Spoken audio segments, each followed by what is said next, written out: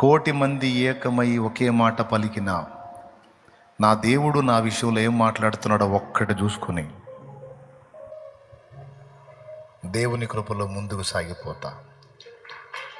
కోటి స్వరాలు నేను వినను, నాకు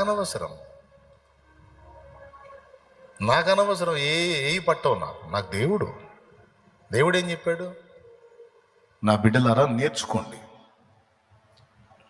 నిన్ను దెబ్బతీయడానికి దుష్టుడు పన్నేటువంటి కుట్రల్లో ఒక కుట్ర, పనికి మాలిన వ్యక్తుల ద్వారా పనికి మాలిన వ్యాఖ్యలు నీ చెవికి వినబడేటట్టు, అది నీ గురించి నీకే వినబడేటట్టు చేసి నిన్ను కృంగదీసి నిరాశపరిచి నిరుత్సాహపరిచి నీలో ఉన్న స్థైర్యాన్ని దెబ్బతీసి నిన్ను పాడు చేయటం ఒక ప్రయోగం. దాని మీద నువ్వు మనసు పెట్టకూడదు, ఆ వ్యాఖ్యలకు చెవినివ్వకూడదు.